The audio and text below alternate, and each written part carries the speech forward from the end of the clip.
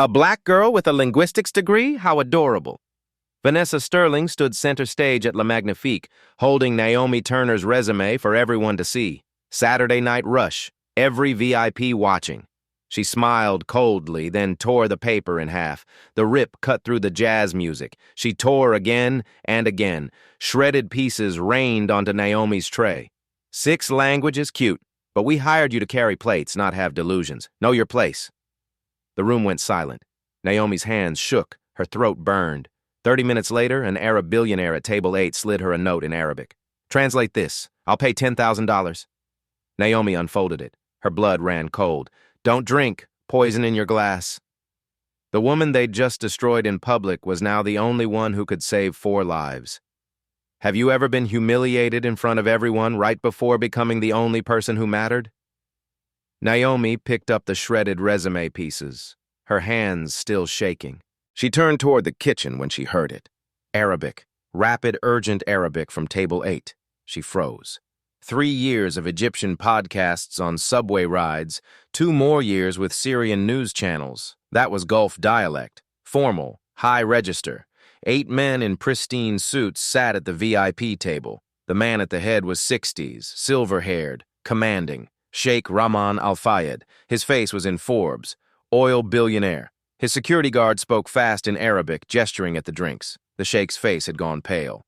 Vanessa rushed over, smile desperate. Is everything all right, gentlemen? The sheikh spoke in accented English. We need translator. Arabic. Now. Of course. I'll call our service. 2 hours. 2 hours? The guard stood, switching to Arabic. This cannot wait. Naomi moved closer, pretending to refill water at the next table. Every word of their Arabic was crystal clear. The guard said someone tampered with their drinks. They'd seen the bartender add something. They needed police, but couldn't explain in English. The sheikh pulled out a notepad, wrote quickly an Arabic script, folded it once, looked up. His eyes found Naomi. She froze, their gazes locked. Recognition passed between them, not of her face, of her understanding. She'd heard everything. He knew. Miss. Quiet but commanding. Come here. Her feet moved before her brain caught up. Every instinct screamed, stay invisible, stay small. The sheikh held out the folded paper. Can you bring this to your manager? Naomi took it. Her fingers brushed expensive paper. She glanced down. 1 second. Arabic script. Clear, urgent. Don't drink. Poison in your glass. Her face drained, hands trembling. The sheikh watched her reaction. Eyes narrowed. You can read it. Not a question. Naomi nodded. Barely. The sheikh leaned forward, voice dropped. Translate this and I'll pay you $10,000 right now. He paused. Let the weight settle. Lives depend on it. Do you trust your talent? The dining room noise faded. The jazz became distant. Naomi felt every eye on her. Vanessa hovering nearby, confused. The sheikh waiting. 4 glasses of poisoned wine sitting untouched on white linen, and a black waitress with a destroyed resume who suddenly held 4 lives in her hands. Naomi's voice came out steady, stronger than she felt. It says, don't drink, poison in your glass. The words hung in the air for 1 frozen second, then chaos. The sheikh's hand shot out, shoving his wine glass away. It tipped, spilling Bordeaux across white linen like blood. His 3 companions jerked back from the table. 1 glass hit the floor, shattering. The security guard shouted in Arabic. His hand went to his jacket. 2 other guards materialized from nowhere, surrounding the table. Vanessa rushed forward. What's happening? What did she say? The sheikh ignored her. His eyes locked on Naomi. He spoke in Arabic, rapid fire. Where did you learn? Naomi answered in Arabic without thinking. I taught myself. His eyebrows shot up. He switched to French. How many languages do you speak? She responded in French. 6. He tried Russian next, 1 word. Impressive. Naomi understood. She smiled slightly, nodded. The sheikh sat back. Something like respect crossed his face. He pulled out his phone, already dialing. I need police, now. Then to Naomi in English. You stay. I need you to translate for them. Vanessa's face had gone from confused to red.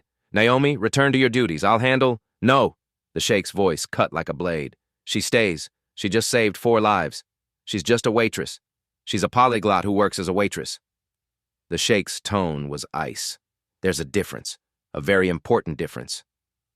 The other guests at table 8 started speaking over each other, all in Arabic, all talking about the bartender, about what they'd seen, about calling their own security.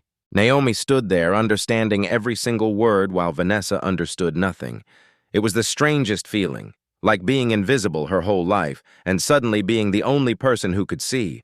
One of the Sheikh's companions turned to her, spoke in Arabic. "Thank you. We owe you our lives." Before Naomi could respond, Vanessa grabbed her arm, hard. "What's going on? What are they saying?" Naomi pulled free. "They're saying someone poisoned their drinks. They saw the bartender do it. They need to tell the police, but they can't explain it properly in English. Then I'll call the professional translator. In 2 hours?" The Sheikh's guard stepped forward. "You want us to wait 2 hours while evidence disappears? While the man who tried to kill us runs away?" Vanessa's mouth opened and closed. No sound came out. The Sheikh pulled out his wallet. Thick, leather, expensive. He counted out bills, $10,000 in hundreds. He placed the stack on the table in front of Naomi. "You earned this." His voice was firm. "Take it." Naomi stared at the money. More than she made in 4 months, sitting there like it was nothing. Her hands shook as she picked it up. The bills were crisp, new, smelled like ink. 8 years ago, she was riding the F train at midnight, earbuds in, listening to her first Arabic lesson.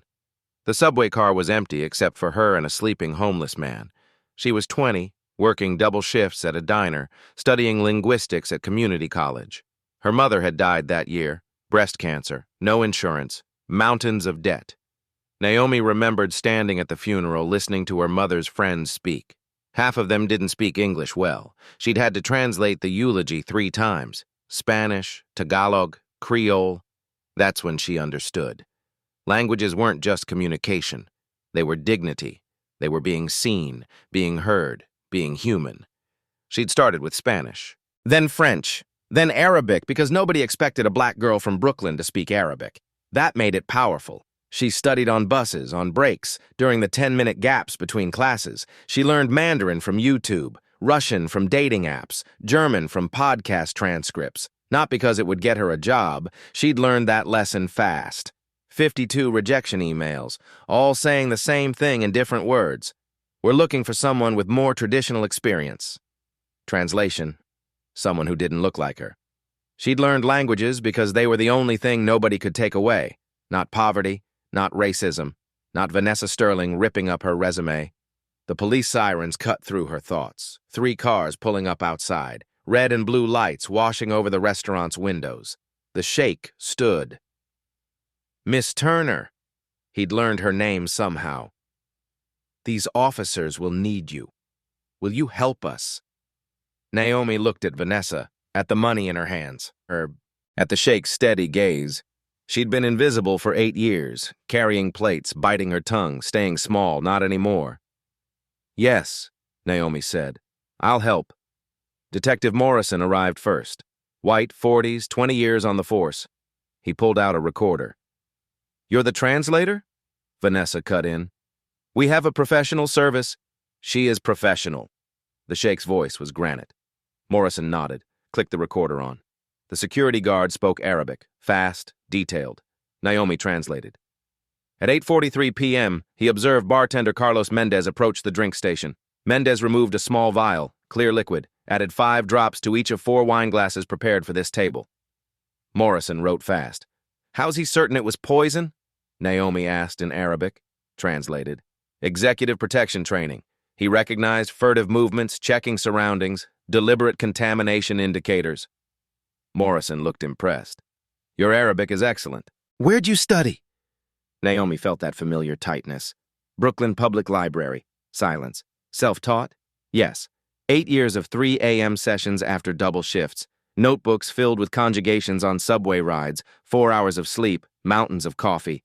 5 years ago, an email arrived. Your qualifications are impressive. However, we've decided to pursue candidates with more traditional backgrounds." Traditional. That word haunted her. She'd walked into Magnifique with her résumé, applied for international guest relations, 6 languages, linguistics degree. Vanessa looked at her application, then her face. "We have an opening for dishwasher. Interested?" Naomi said yes. Rent was due. 3 years washing dishes, 2 years carrying plates, Watching international guests, she could have helped, staying silent. She didn't tell Morrison this. She just translated, perfectly. The sheikh watched her. Recognition flickered in his eyes. Talent buried. Brilliance dismissed. Officer Brooks arrived with backup, secured the bar. Morrison turned to Naomi. Mendez speaks Spanish primarily. You speak Spanish? Yes. Stay close. Vanessa stepped forward. Detective, this is irregular. She just prevented 4 homicides. Morrison's voice was flat. That's certification enough. The sheikh pulled out a business card, handed it to Naomi. When this is finished, call me. Naomi looked at the card. Rahman Al-Fayed, CEO, Dubai number. She slipped it into her apron, next to $10,000 burning through fabric. 30 minutes ago, her resume was shredded. Now she was catching an assassin. Carlos Mendez stood behind the bar, handcuffed, his face pale, sweat beading his forehead. Morrison gestured to Naomi. Ask him why. This was it.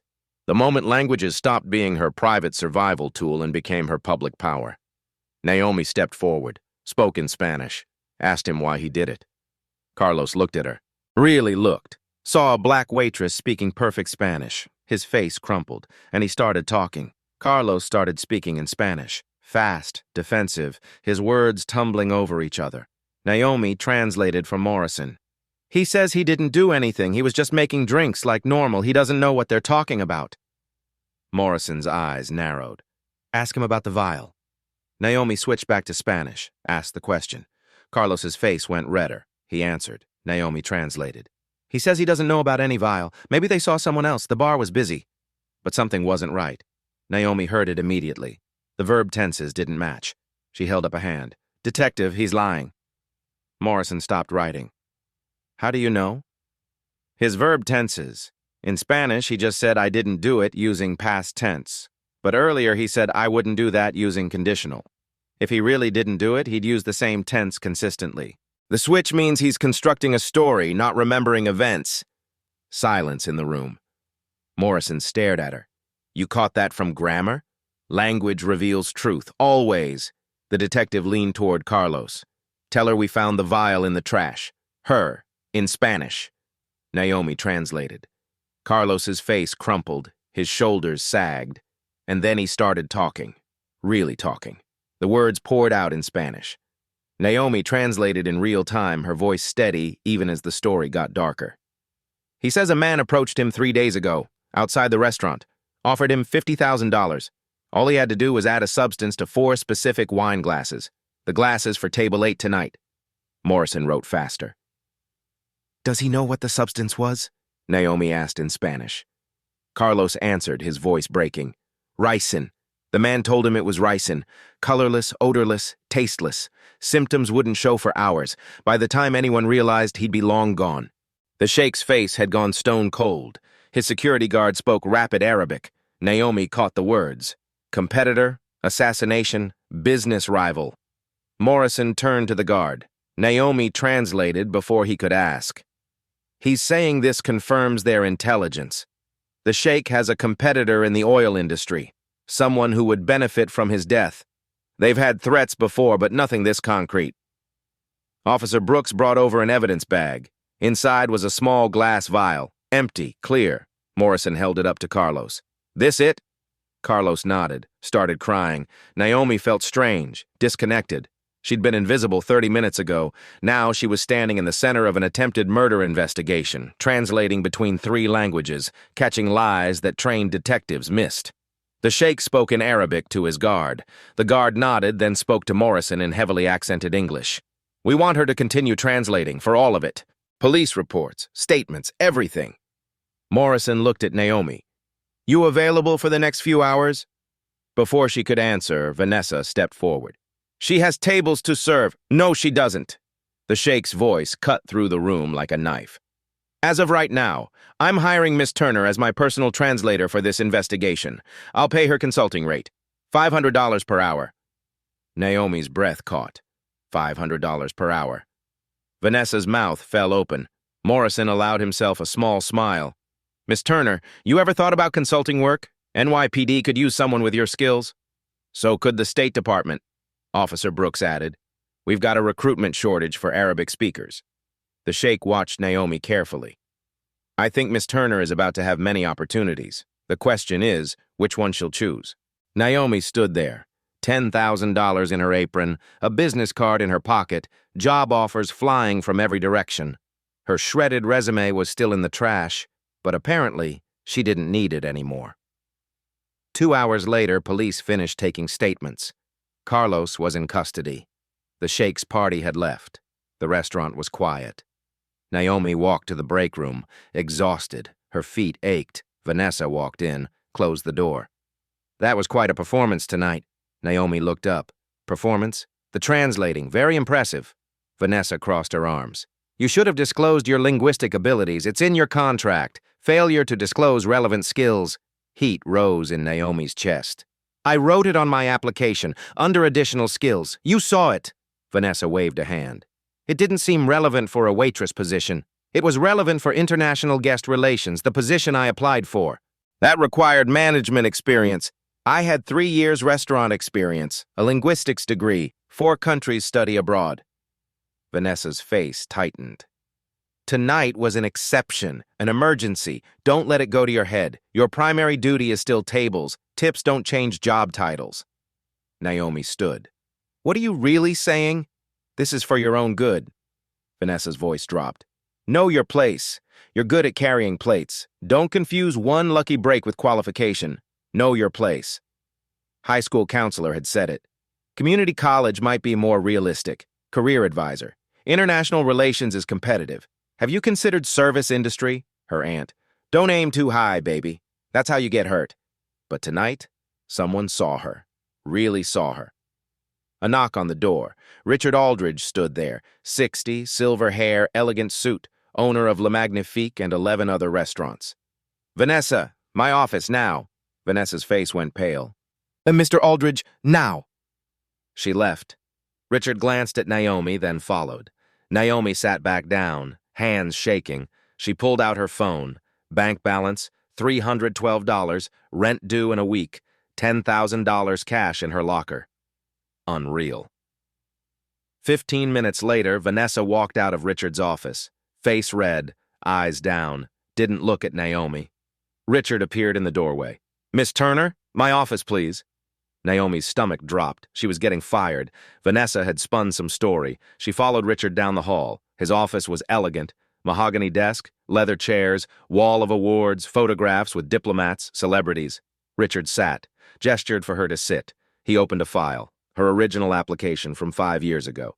"Sheikh Al-Fayed called 20 minutes ago. Told me what happened. Also did some research. Found your LinkedIn, your academic record." He turned the file around. Her application, her qualifications. There, in Richard's handwriting, interview, high potential. Below it, Vanessa's note. Overqualified, may not stay long. Suggest dishwasher position for culture fit assessment. Culture fit. Those 2 words did so much work. Richard's jaw was tight. "Miss Turner, I owe you an apology. 5 years ago, I approved your interview. I trusted my manager to follow through. She didn't. That failure is mine." Naomi couldn't speak. 5 years of questioning herself, wondering what was wrong with her. It was never her. Richard slid an envelope across the desk. "I can't give you back 5 years, but I can give you this." Inside was a contract, Director of International Relations, salary 4 times her current pay, budget to build a team, training program for multilingual staff. Her vision blurred. "I don't understand." "You're not charity, Naomi." Richard's voice was firm. "You're the most qualified person I have. My father was a diplomat. He taught me something. The best leaders don't create followers. They reveal leaders who were always there." He stood, extended his hand. Not a handshake, both hands. Mentor to equal. "You were always a leader. You just needed a stage. Now I'm asking you, who will you reveal next?" 2 weeks later, Naomi stood in her new office, small but hers. A nameplate on the door. "Naomi Turner, International Guest Relations." She touched it every time she walked past, just to make sure it was real. The suit felt strange, professional black, tailored, nothing like the uniform she'd worn for 5 years. But it fit, like she'd been waiting for it. Her first test came that evening. The French ambassador and his wife arrived for dinner. Vanessa, now her colleague instead of her boss, tried greeting them in broken French. The ambassador's wife wrinkled her nose. Naomi stepped forward, spoke in perfect Parisian French. Welcomed them. Explained the menu, the wine pairings, the chef's philosophy. The ambassador's wife's face transformed. Finally! Someone who speaks properly! The dinner was flawless. The ambassador wrote a commendation letter to Richard, mentioned Naomi by name. 3 days later, 6 CEOs from Shanghai arrived. None spoke English well. Their translator had missed the flight. Naomi met them in the lobby, greeted them in Mandarin, gave them a tour of the restaurant, explained its history, walked them through the menu. One CEO, Miss Williams, pulled Naomi aside, spoke in Mandarin. "Your accent is excellent. Where did you study?" "Self-taught, podcasts and apps." Miss Williams's eyes widened. "Remarkable. That's university-level fluency." The delegation signed a $200,000 catering contract for their New York office, the biggest deal the restaurant had seen in 2 years. Richard called Naomi into his office, smiled. "Keep going."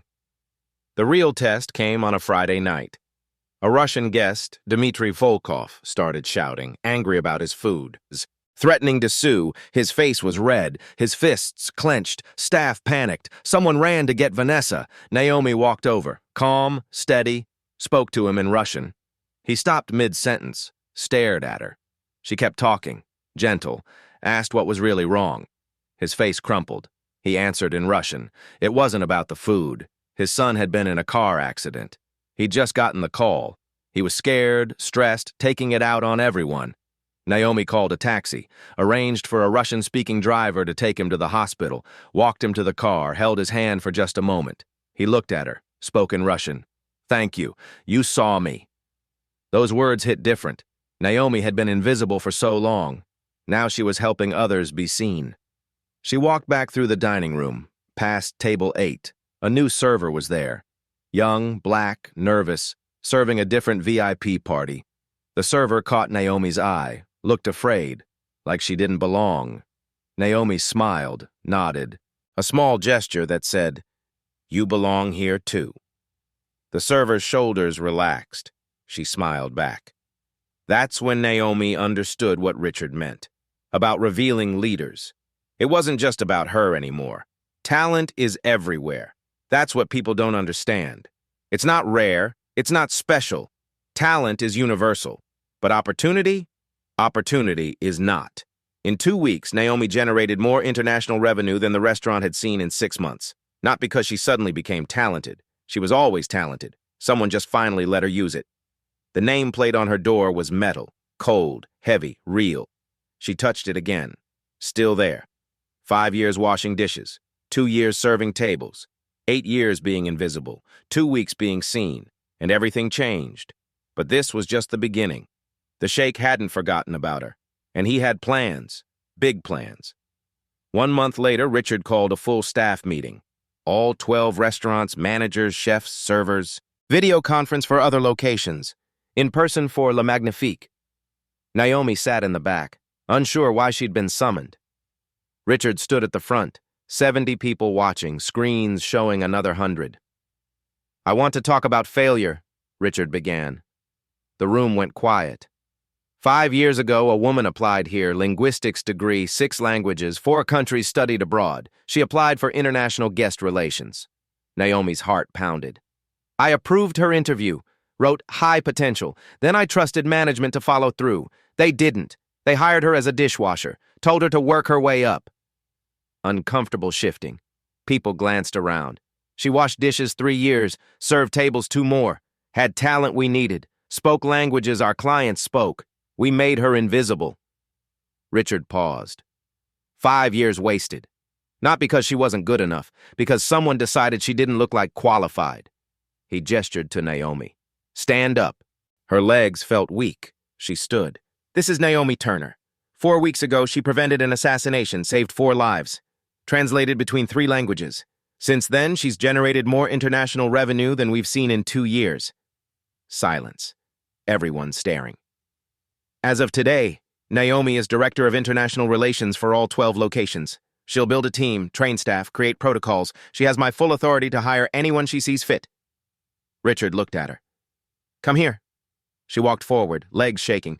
Richard pulled out a new nameplate, larger, engraved brass. Naomi Turner, Director of International Relations. He handed it to her. Heavy. Real. You earned this twice, Richard said quietly. Once in school, once in life. Then louder. I'm telling this story because I want you to look around. Really look. At people washing dishes, bussing tables, working overnight. Ask yourself, what don't I know about them? He turned to Naomi.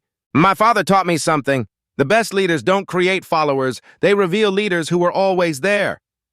His voice softened. You were always a leader. You just needed someone to open the door. Now I'm asking, who will you reveal next? 3 heartbeats of silence. Then someone clapped. One person, then another, then everyone. 70 people standing, applauding, screens showing staff in other cities doing the same. Naomi stood holding her nameplate, tears streaming, not hiding them. The young black server from last week was crying too, looking at Naomi like impossible things could happen. After the meeting, staff approached, shook hands, congratulated her. One dishwasher waited until everyone left. Maria, older woman, tired eyes. She spoke Spanish. I have an MBA, from the Philippines. Not recognized here. Naomi's throat tightened. Maria continued. 30 years I've cleaned. My daughter thinks this is all I can do. I want her to see me use my brain, not just my hands. Naomi took Maria's hand. What languages do you speak? English, Spanish, Tagalog, Portuguese? Come to my office tomorrow. I'm hiring. Maria's eyes filled. Naomi understood now. This wasn't about her anymore. It was about everyone who'd been invisible. The sheikh called that night. I saw the announcement. Ready for the next step? What next step? Building something bigger. Come to my office tomorrow. Bring your ideas.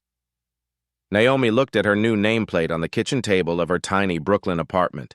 1 month ago, she was washing dishes. Tomorrow, she'd be planning something that could change everything. That night, Naomi sat in her studio apartment. Brooklyn. Same place for 8 years. But it felt different now.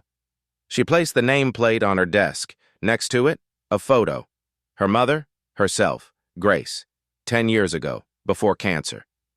Grace was 14 now, living with their aunt in Queens. Smart kid, learning to code. Naomi pulled out her phone. FaceTime. Grace answered. Did you get fired? You look like you've been crying. Naomi laughed. The opposite. She told the story, the humiliation, the note, the promotion. Grace went quiet. Then, so people like us can actually make it? Naomi's chest tightened. What do you mean? Black girls from Brooklyn who don't have connections. Grace, listen. Naomi leaned closer. You are the connection. You, me, every kid told to be realistic. We're the connection. Grace looked down. What did Mom say before she died? Grace's voice was quiet. Learn something they can't take away from you. Exactly. I learned languages. You're learning code. Nobody can take that. Pause. Remember the $200 I sent last month? Grace nodded. That was tips.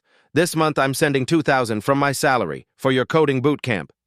Grace gasped. Nay, I can't. Yes, you can. Someone finally saw me. Now I see you. Grace started crying. Naomi picked up her mother's photo. Her mom had worked 3 jobs, cleaned offices, so her daughters could sit at desks someday. She remembered her mom saying it. I clean so you can create. Just don't forget the people who clean. They see everything, young Naomi had promised. I won't, Mama. Now she understood.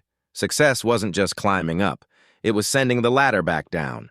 Her mother never saw her at that desk, never saw the nameplate, never saw her daughter become director, but her legacy lived.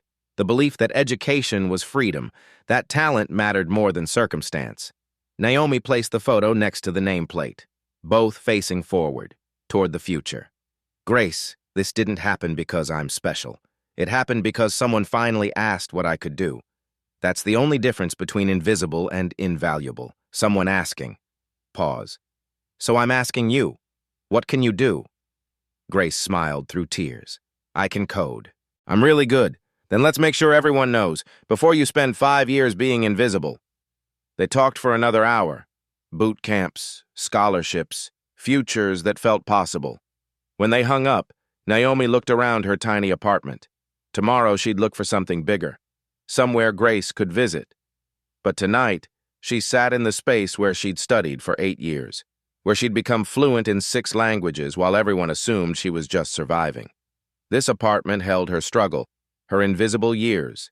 She wouldn't forget it, or the people still living in spaces like it. Her mom was right. The people who clean see everything, and Naomi would make sure they were finally seen back. 6 months later, everything changed again. Richard had renamed the flagship restaurant. Le Magnifique was now the Polyglot, a celebration of languages and cultures. Tonight was the grand reopening. 300 guests, diplomats, CEOs, media, camera crews from 2 news networks. The biggest night in the restaurant's history. Naomi stood in the center of it all, director of international relations.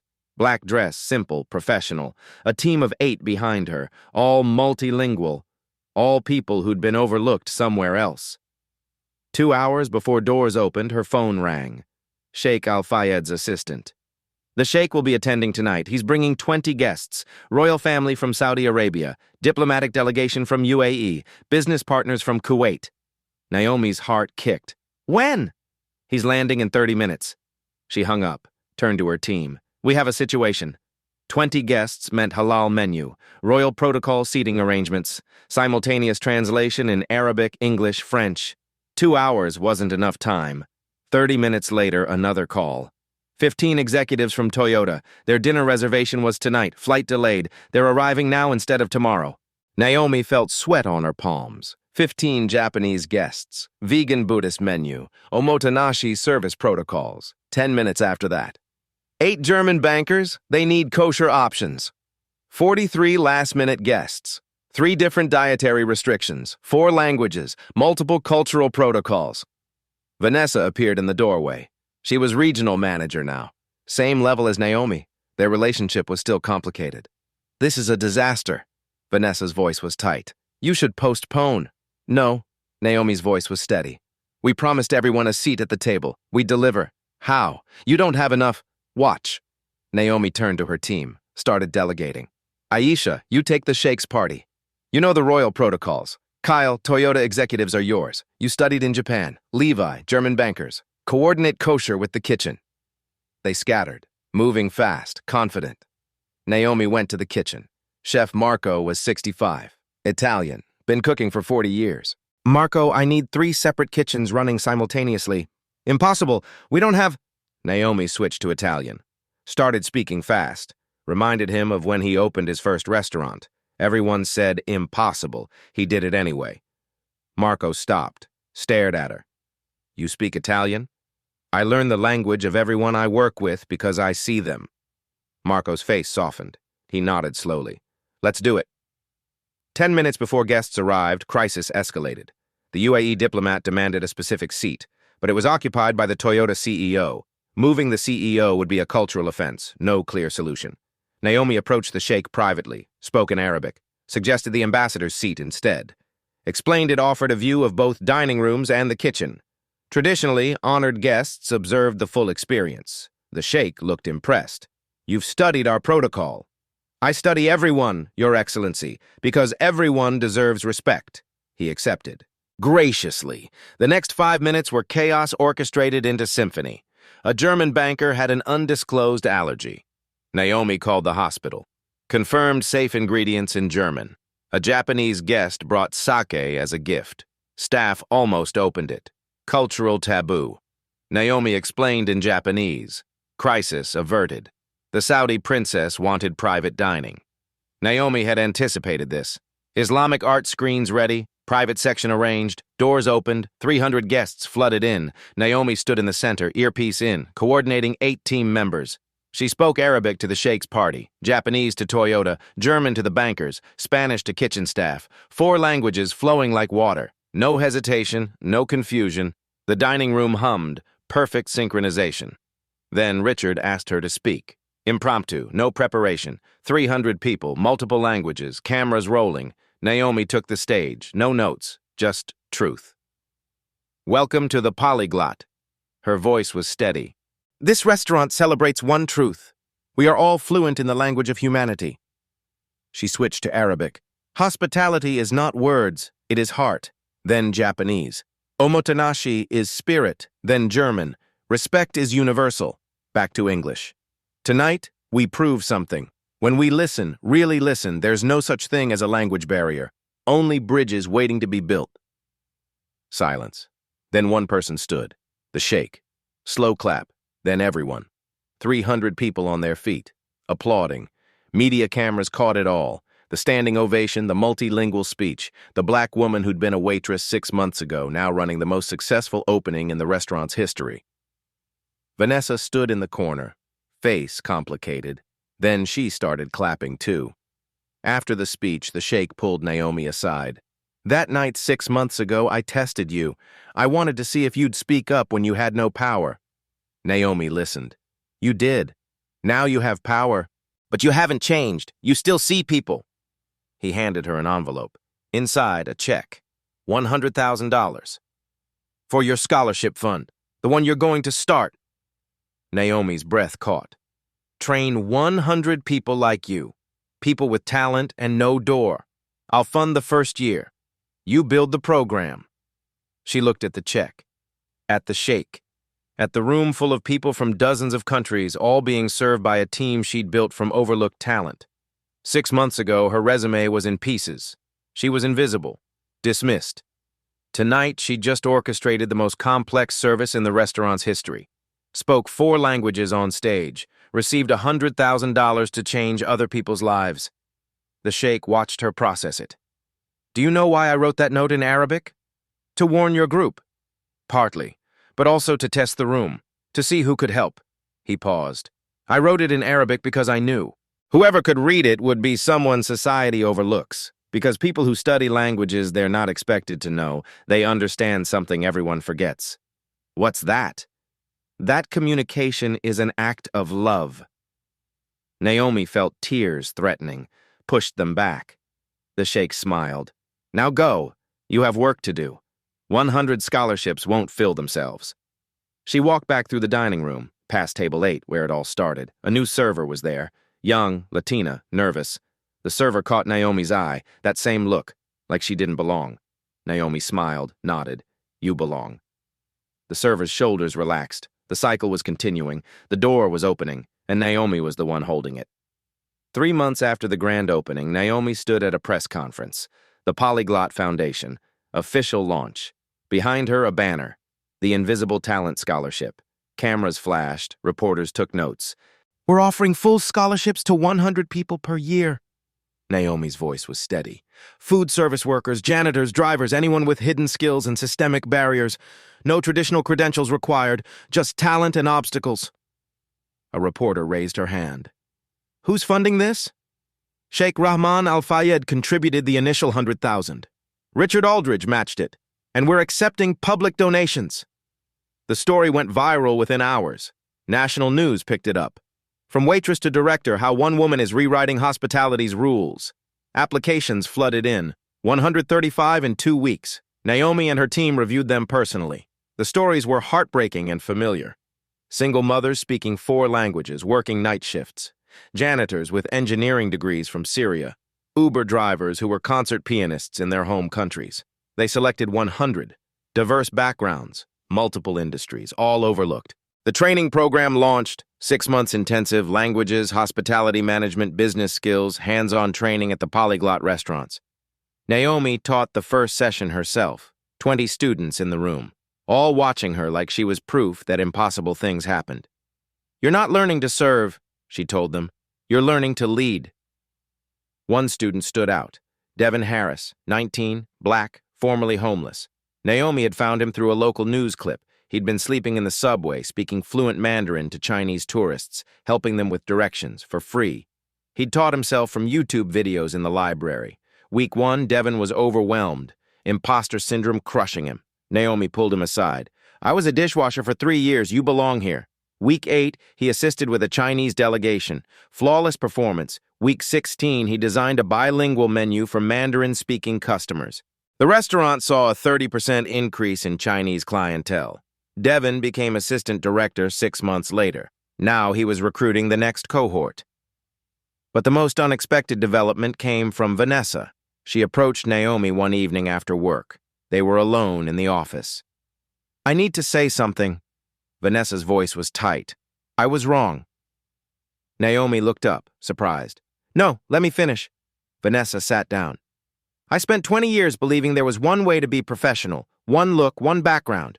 When you walked in 5 years ago, I saw everything you could do, and it terrified me. Why? Because if you could be excellent without the pedigree, what did that say about me? About my credentials? My experience?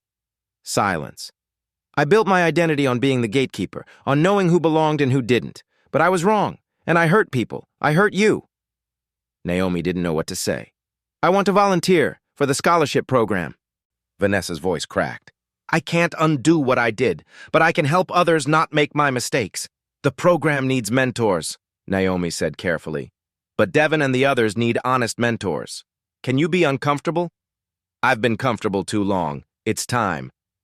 Naomi handed her the training manual. Session 1, recognizing your own bias. You're teaching it. Vanessa took it, nodded. I'll be ready. It wasn't forgiveness, it was accountability and growth. 3 months later, CNN called. They wanted to profile the scholarship. National broadcast. Prime time. The segment aired on a Tuesday night. 8 million viewers. The headline ran, The Invisible Talent Revolution.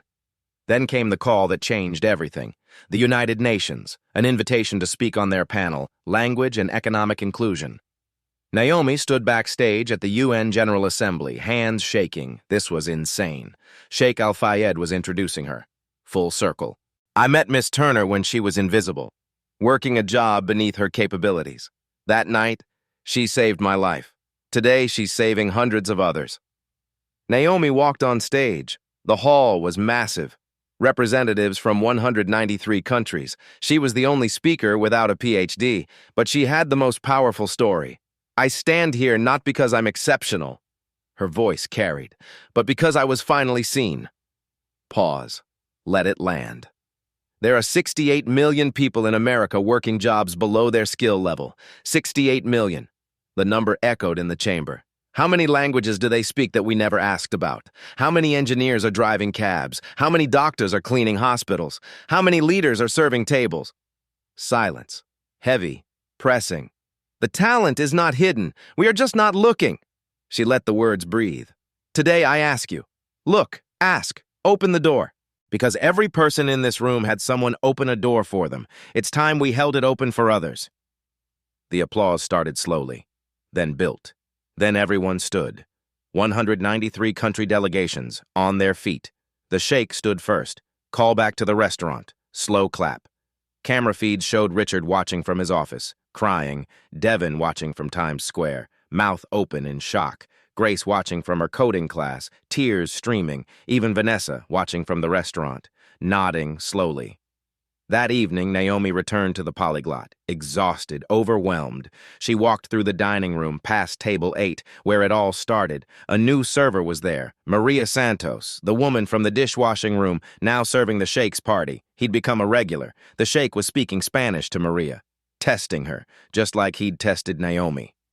Maria's eyes widened.